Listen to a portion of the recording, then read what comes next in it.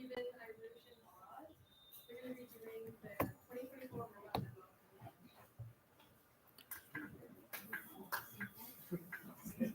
guys gonna ask questions? We're just here to like answer questions. That's basically That's like our job. It's not very formal. It's just Questions. yeah. If you guys want to like later get closer to your home and be back to your city. It's a tax rate.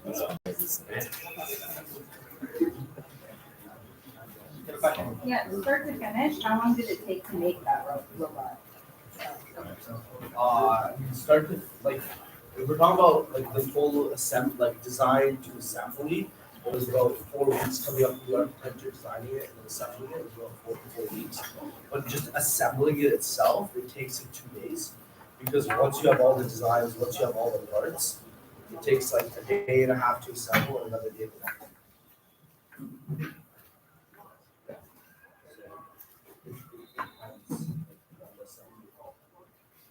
So with your intake, you have top and bottom roller, but you also have the side roller, right? Did you guys prototype that during like a week 1, week 2? we saw a lot of like override teams. So we did test top roller compression against carpet like 0.3. But the side rollers, we kind of just took them and drove to like kind of see if it works. So here's what they're for. So let's say we're very off. So basically the goal is if it racks against the wall, especially like if you're in a corner, the side wheels dig it out into the actual intake. Because to package a full width intake is pretty hard with sword drive. And also that the more like if you do make a really full width intake, then you gotta really reduce your frame size. So in open field, the robot just auto aligns with the note, and when it gets to the wall, it'll still auto align, but at an angle it can be hard. So the side roll is basically just kind of center.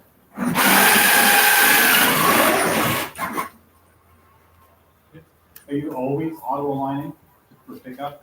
Or how? Almost always, yes. Yeah, do you drive up to a certain point and then switch over to automatic pickup? So Or how the does that way process work? our auto line works is on the controls we have an intake button, and if you hold the intake button, the robot will translate left and right to align the note in the center, but you have to keep driving forward. So there's no like real switching. You just instead of you'll just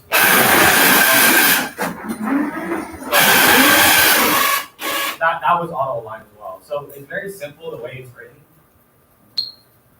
So it takes over the side to side? It takes over, yes. It's very seamless, so you're not like taking over like driving control. Okay. And then you have a limelight on there. Is that running the CAN limelight software on there, or is that? No, it's just looking for like a orange wall. Okay. Is that a custom thing, or is that? It's just color tracking. It's built with line. Okay. Have you always used limelight, or do you experiment with photon using it all, or? We always use limelight because it's so much less work for us to set up. It's just like it's ready out the box. It does everything.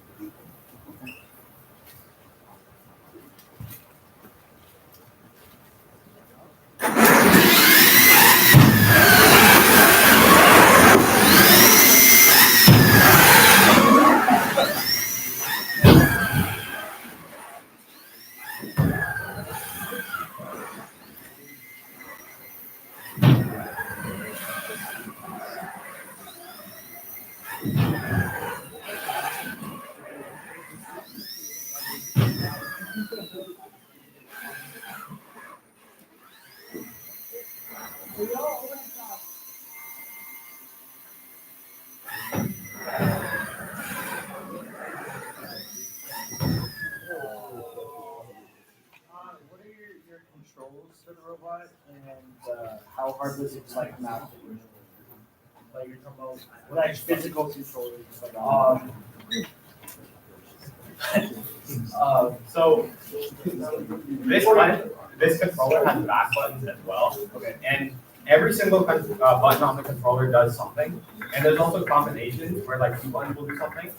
One of the biggest reasons we bought the controller with back buttons is because we decided that we wanted to be like two human players instead of a driver driver, operator, team player.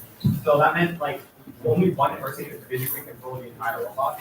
So there's a lot of mapping, but we have heading snaps. So like if you hold the button down, the robot will snap to an heading. Okay, which are mainly face buttons because you have to take your right hand off the rotation of it. It's kind of heavy this year. Because the entire control map, but we try to keep it as simple as possible. So although everything on the controller does something, you don't use everything every match. Yeah, usually like the main, so like the shoot and button, the pickup buttons, they're all like very easy to access. They're like face buttons or paddles. And anything more like specific, where like a reset gyro, so like when we reset our gyro, it's two buttons that you press simultaneously. Hope that answers your question. Yeah.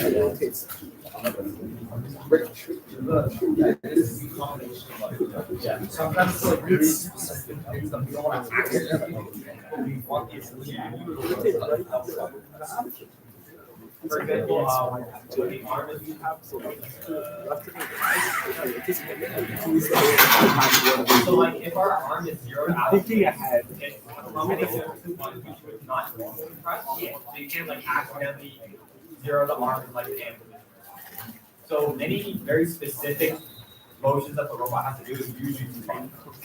Two buttons will also, like, we try to use those only if we have to, so probably only gonna happen once a match. So, yeah, we try to keep it as simple as possible.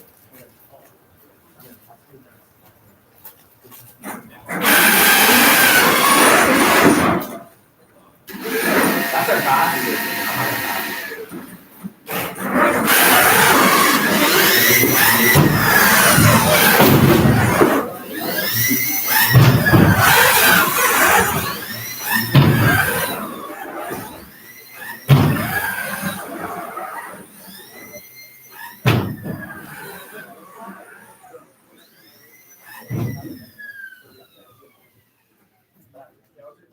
Is your pass position based where you are on the field? It's a heading snap, but location on the field, we just have a set position. We like top right outside of our. Okay. So you just manually drive. Yeah, I mean, that's all it does. We kind of figured out what position we wanted to be from based on the path angle. So, Yeah, it doesn't change its angle based on the position, it's slide on.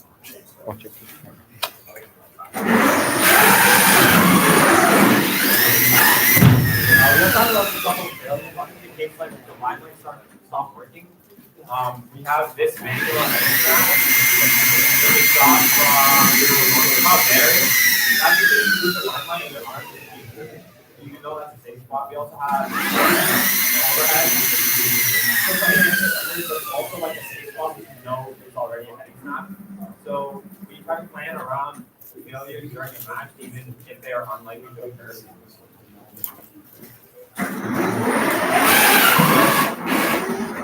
So when you guys are like timing the passing question, you guys have the far pass and then the flat pass, right? So is that the same button or? Or like this pass. Yeah, like your flat pass and then your pass from. Those are two different buttons, and one of the reasons that was possible is because we have so many buttons on our controller. If you had a driver and an operator, this pass would have probably been on the operator's controller, I think. Yeah, we try to have separate buttons for everything. Yeah. We don't go through the functionality for Okay. Well, the sticks are the same. X, if you have a note, this is on one of the back buttons, and then X is the home. A is to line up with the finger. B is our overhead shot. Y is our heading shot. Like I said, this is our hand shot. This is our pass shot on also the back button. Our hangers are also on the back because we only use them once a match, so it's not really that important. So just hanger up, hanger down. That's very.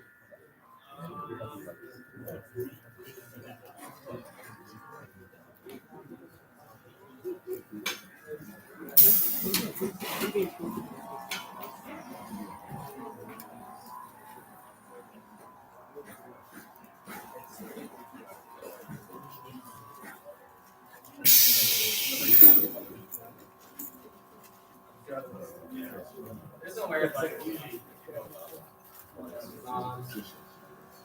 and then we have like more specific buttons. So our reset gyro is like these two tiny buttons, because you don't want to accidentally hit those during the match, because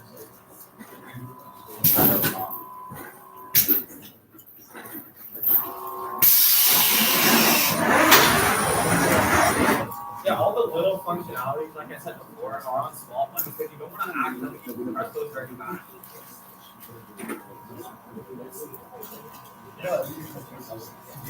Yeah, so some buttons has just the press functionality and a hold. So for the amp example, just tapping the amp button, just bring the arm to the amp position.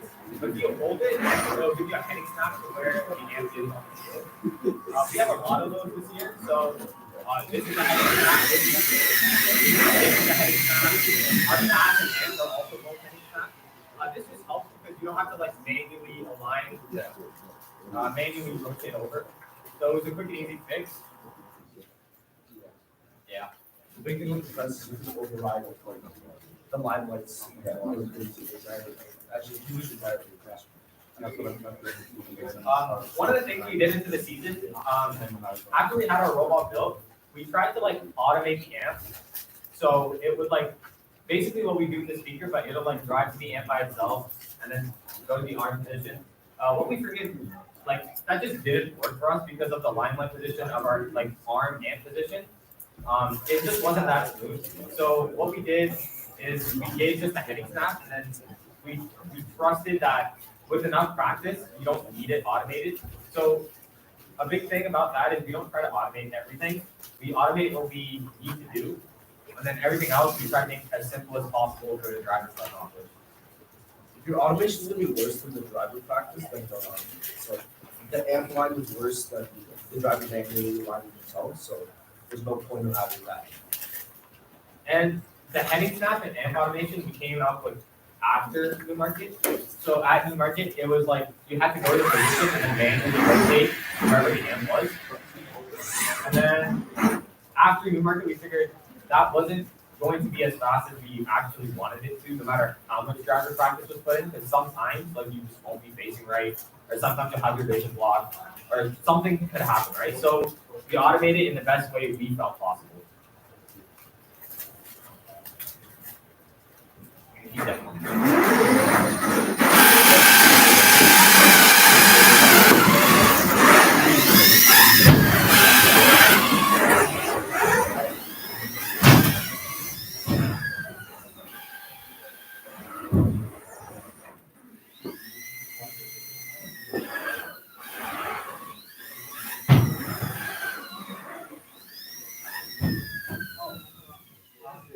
Another thing we discovered, or not recently, like further into the season, post-match, is when drive practice was happening, sometimes the note would be launched in a weird way, where we only had the intake reverse, so only the intake was reversed.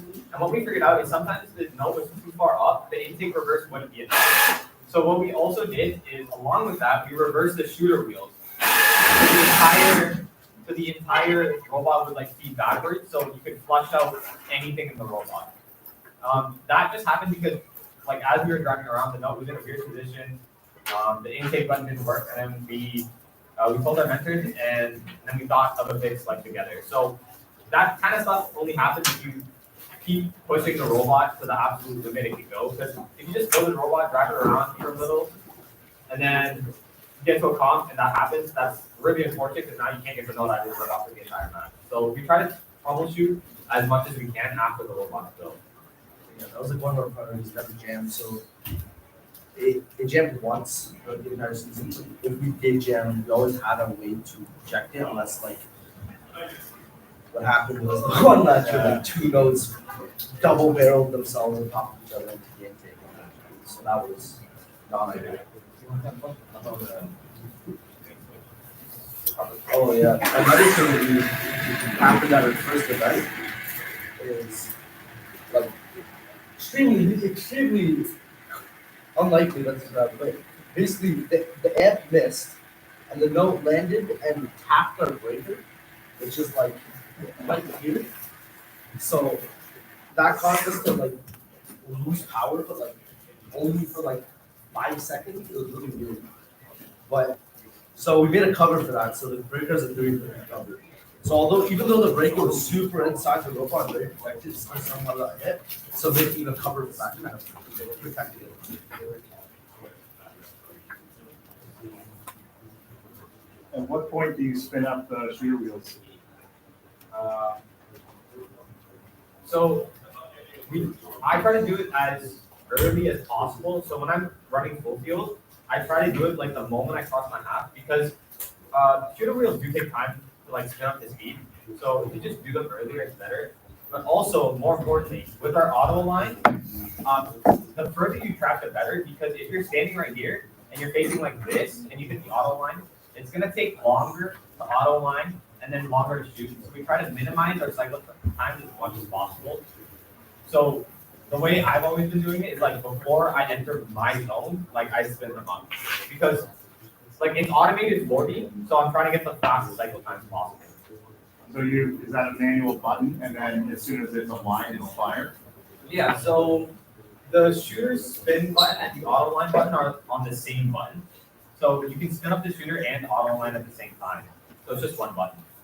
The shot. The final action, like the note flying out is a different button, but like the wheel spin up and the auto line is the same button. That would be driving for that. Okay, so a neat thing we have is when you pick up a note, along with the LED signal, the controller will also rumble. So if you're blind picking up or you can't see or if you're not sure if you have a note and you can't see the lights, it's good driver feedback, which we always try to do. We've always done, like LED lights. Different lights indicate different conditions, I guess. So a white light means we're holding a note. That means we're not. Yellow is when we're auto. When you're spun up to shoot, red means you can't shoot, and blue means you're ready to shoot. So that's another driver feedback. So you'll never have to like guess if the robot's ready or not. On the field, you can see way less than you actually think. So having bright, clear indications like this is really good for like the person driving behind the glass. Did you ever consider just having the robot shoot on its own when both conditions are met? We've never done that because there may be certain times where you don't want it to do so. Because suppose like a 4-foot tall defender is playing defense on you, and you can still see the tag, but they're like right in front. Okay, that can't happen. But like you can somehow see the tag, but they're also right in front of you. Only covers one. Yeah. You don't want to shoot. So we always give the final action to control of the driver. Or if there's a defender barreling downfield about to block you, you don't want to shoot in that moment. So the trigger to shoot is always the last driver. Or if your sensors go. The driver should have the final say. Yeah, because ours automatically shoots, but like for whatever reason doesn't see it. We just have the backup.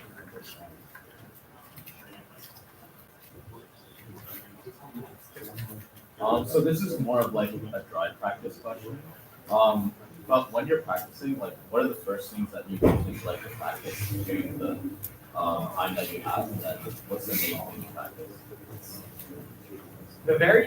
This year because I didn't have any drive experience last year. The very first thing I did for like a week, 2 weeks was straight movement, nothing else. Just translation, rotation, and then we did like figure eights around the stage. Because especially with stir drive, you need to be as quick and smooth as possible. And there's no point learning the entire robot and like what it does if you can't move it properly. So for the first 2 weeks, I just spent like driving, just straight driving, up, down field, drills like that. And then slowly after that, we started like every skill at a time. So we didn't just run in, pick up a note, come, drive down the field, score, and whatever. We worked on pickups for like 3 days. And then we did just speaker shots for 3 days, and then like you pick up speaker shot, and then we just did amp for 3 days, and then pick up amping, and then like you slowly combine everything. So like you get the fundamental skills of everything, and then only you put it together. Because if you just start driving this like how you drive it at the end of the season, it's not as effective in my opinion. But yeah, we took it, I think we took it fairly slow in the beginning. And then near the end, we kind of ramped everything up. So like, and then we ran like 215 near the end. We ran like a full match of like autos and then pickups. Yeah, I think taking it one thing at a time is beneficial, especially to like completely new drivers who've never been on the sticks. That's like very. Are you guys also limiting your speed as you're like training and driving? So you'll start like maybe at a lower speed and then ramp up as you go, or I don't know how we've done it in the past, but we don't. Because this is what I personally think. I don't even know if this is what would happen, but if I started practicing on a lower speed and then I got a higher speed, I would expect my full stick to look different than what it actually is. And I might find it harder to control it at full speeds. So when we start, we drive slowly, but we don't limit anything. So like you'll get used to the robot moving slowly and your stick being like halfway up. And then as you keep going, like nothing changes. So it's easy for translation and rotation. How do you balance those relationships between drivers want to practice the game tasks and mechanical and programming wants to fix and keep problems with the robot at the same time? So That's a careful one to balance. yeah. But the drive team has access to this room every day at lunch, every day right after school, not on the days that we're meeting. So generally, the days that we're here, the Monday, Wednesday, Friday, Saturday, those days are reserved for development, upgrades, whatever we're doing to improve the performance of the machine. And then the drive team is in here practicing the other days, when it's very, very easy for them to just, in between classes, they come down to lunch. They jam their food down their throats and then they practice for half an hour and then go to the next class. So we make it very, very easy for them to come in and practice on their own. And then the days that we are meeting are more or less reserved for machine upgrades, and auto development. Or if there's something specific, a specific skill that we want to practice, like passing. We devoted a couple of days to passing towards the tail end of the season when the game meta started shifting more towards passing. We developed that whole pass functionality where the robot just kind of snaps, puts it at the right speed, the right shooter, so that when the driver puts the robot in the right place and sends it, the note is going to land right in front of the amp every single time. So they get time to practice on their own, separate from our regular meetings. And we make it very, very easy for them to do that and have it not impact their school, not impact anything else outside of our regularly scheduled meetings. I think that's important because whenever we do like sometimes practice during actual games, you always get interrupted and kind of just lose it. You practice for like 10 minutes and oh look, you gotta take one of the shoes and stuff. So yeah, so during lunch. It's very helpful being in a school, like, because you can come in at lunch. But also because, like, some of us are in grade 12 now, so we end up having spares, so we can also come in for that. Whereas, yeah, study period. But yeah, so it's just a convenience thing as well, because we're out of school, we practice during lunch, spares, days that we're not here. And then other times it's just devoted to the switching mechanics. And sometimes we do both, like even on build days, if we have nothing to do and vendors only show up at like 4, we'll drive from 2 to 4. So it's just about finding the right balance. And besides this, sometimes if you practice in comp lot, but usually coming in the full field, sometimes. Yeah, quite often we'll be developing machine upgrades on one machine while they're practicing with the other, while they're writing autonomous modes with the other, or doing whatever that may be. We'll have that robot in the field with the shooter apart, and then in here they're practicing on whatever that's. So like, having 2 machines is still a big performance thing.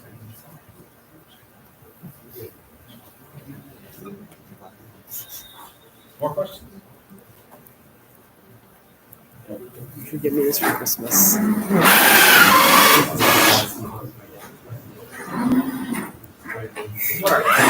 Don't you make good presents for Christmas?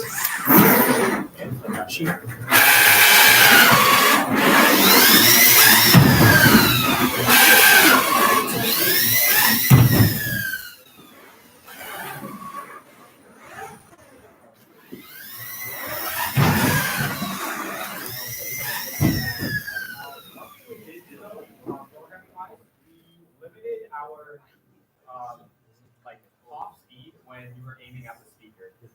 So, what is it, 60 seconds is like max? Yeah, when the robot's driving unrestricted, the max speed's about 16 feet a second. While the driver holds the auto aim button, it's capped at about 8 feet per second. And the reason we do that is when we're moving, we have to lead the target by however much we need to, so that the robot driving backwards this fast plus the note going that fast, it's still going to hit. So the shooter has to make all these little fine adjustments while you're accelerating or decelerating. So in order to keep up with that, we just cap the robot max speed while you're auto aiming at something a little more reasonable.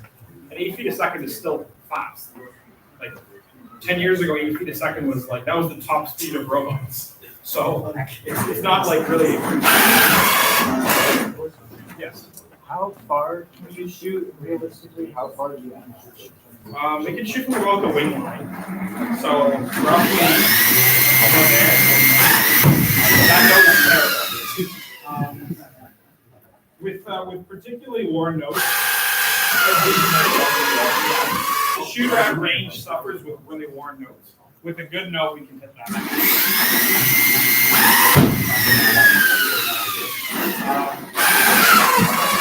But realistically speaking, right here, you pop out underneath the chain and shoot from here. This is kind of the ideal spot. This makes your cycle to the human load station the shortest. And the only time we're shooting not from here is if you're playing like a passing strategy where you're picking up mostly in the corner, and then you're just like shooting from here all day long. Or if there's a tall defender, maybe we're going to the podium. But I mean, this is kind of, the machine was designed to shoot from right here. The whole architecture was built around kind of that shot. It's also about like minimizing your time cycles. Like the whole point of the game is to get more cycles than the other person. That's how you get more points. So this we just figured out was the fastest path for us, especially. Yeah. But probably Oh, right. The other thing, like, we designed the robot to shoot from here. After Newmarket, we modified the shooter to be able to shoot from here purely for autonomous, so that we could grab this note, come just inside the wing line, send it, and get it back to the midline as quick as possible, without having to drive like all the way here, which is where we would shoot from with kind of our first event. So the wing line shot was kind of contentious point on the team whether we needed to shoot from there or not, and it was really beneficial in auto. But outside of auto, just drive 3 feet closer and shoot a 95% shot instead of a 65% shot. Yes. At what point did you say we're not doing the trap? As a team, about Wednesday of week 1. Me, about Saturday night.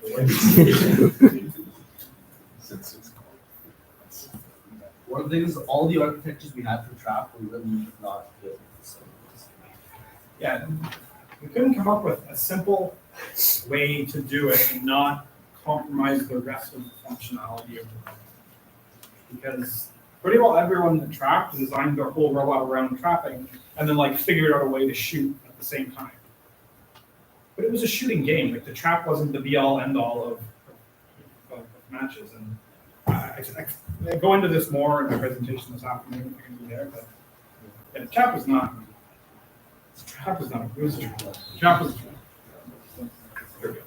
More questions? Really quick, one change we made to the hanger, the hook at Newmarket was just the one like underneath. It was just the bottom one. Yeah. And sometimes we would fail to partner time because they were pulling the chain too tight and we like physically couldn't reach. So then, our other design was just like the big hook. And then one of our mentors, he cooked up, and then he came up with a double strategy. The strategy mentor, he came up with a double hook idea, where if you're hanging by yourself, you go on the small hook, and if you're hanging with a partner, you go on the big hook. The only downside to the big hook is you can't hang like in the middle because the robot will still be touching the floor. So you have to like move further to the side. But if you're hanging with a partner, you're already on the side, so it's not that important. But it was more so like when you're solo climbing, don't get the chain stuck on the big one. Was a big part of it. so this is cool.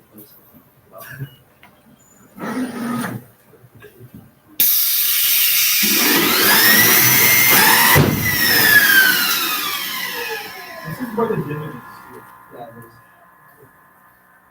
So there's like a low spot on the floor. There used to be a floor drain like right around standing. So the floor actually like slopes back here. And because the robot is like tipped back, that throws off the like distance estimation for the vision. So now the shooter is like aiming too low because it thinks it's further away than what it actually is.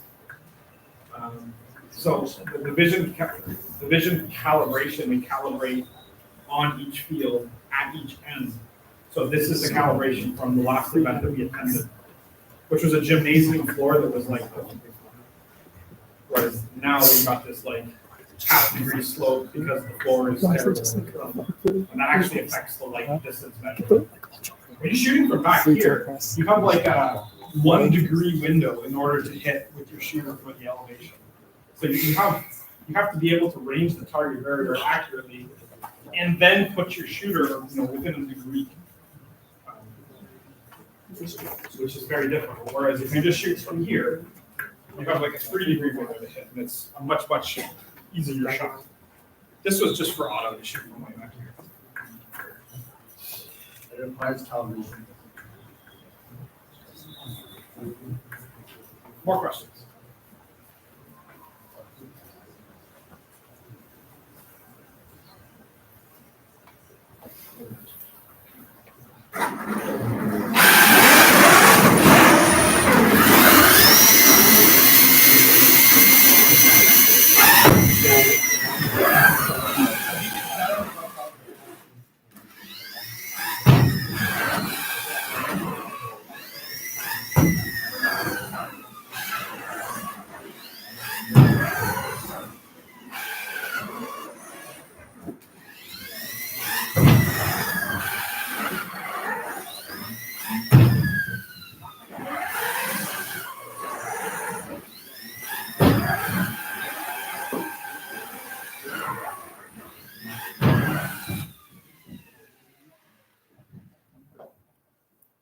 Just general opinions, where does this one rank, I would say, the last 5 or 6 years of what you've I'm built? asking you to choose your favorite child. Which one's your favorite child? This one was pretty good. I don't know why I'd say it's the best, but it's tough to compare them across generations. Because robots 10 years ago were vastly different than what we build now, just because the technology has come so far. What we can do now with, you can buy a $300 limelight, you stick it on the front, and then you can do these fantastic things with automated aiming and vision that were not possible 10 years ago. So it's tough to compare robots across generations and say this one is definitively better than this one. Because the general caliber of robots now is light years better than the general caliber of robots from even 5 years ago. So it was pretty good. Last year was pretty good too. But they were generally all pretty good.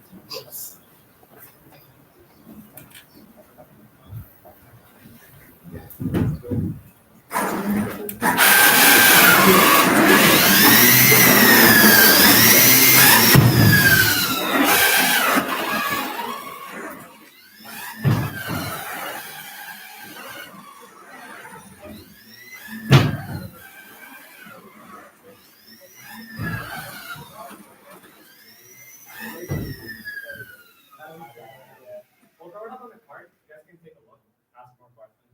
But that's about all we got. The other thing is how like the wood moves, how the wood moves. The things that are new on this that we've never done before. Any new technology, like what would be new technology? Really, I've not tried before. Will you drive for me? To be honest, I want it. like really 2020 is kind of the my whole talk this afternoon is about how the modern era that we're seeing is evolving. But really post 2020, really 2019, robot design changed dramatically just with brushless phones, with the vision solutions we have now. There's a handful of factors that all evolve into it. And literally, I have an hour and a half talk this afternoon, so if you're there for it, I'd love to chat. But there's nothing new on this one that we haven't done before. There are some very old ideas, like the hangar. It's a game piece track. Okay, yeah, the game piece tracking, that is definitely something. What is that? Sorry? The game piece tracking. Oh, yeah. But even that was just orange block. Like it wasn't machine learning, vision, pattern matching, and note to other sample data sets. It was look for the orange blob and then shift the robot one way or the other. It really wasn't rocket science. We also did a bunch of hiding controls here, which was new-ish, but not like complicated to do. Yeah, it's point the robot downfield when I hold his button. Yeah. It's not crazy, but it helps. There must be a discussion somewhere is, why wouldn't we do the A-frame? We've done A-frames for 10 years, solid. There must be some conversation is this the year where we don't? And that lasts about 2 minutes? Because it's every one of your robots is proven to be functional. It's a strong structure. It's A-frame every time. How else would you do it? Like you have to support this pivot. We can show you. Yeah, right. We've got to come visit, we'll show you how it's. Yeah. No, it doesn't work. It doesn't work. Okay. We tried it. Yeah, making this whole pivot really rigid was a big part of it. Like, if that shooter is deflecting a degree, you're gonna miss. So making this structure like rock solid was a big part of the design. And now with your swerve, all your base is built, everything's mounted to the base. It's not, right? Yes. It's your face can be built quickly, and then modularly, A-frame goes right on top of it. Yeah, designing a chassis. Again, this is largely what I'm talking about this afternoon. Okay, good. Designing I'll that do chassis. I'll wait. Okay. You guys would like to come up, we have the robot on display now, so if you'd like to have a look inside, ask any more questions about like. Don't touch this. Yeah, please don't touch anything.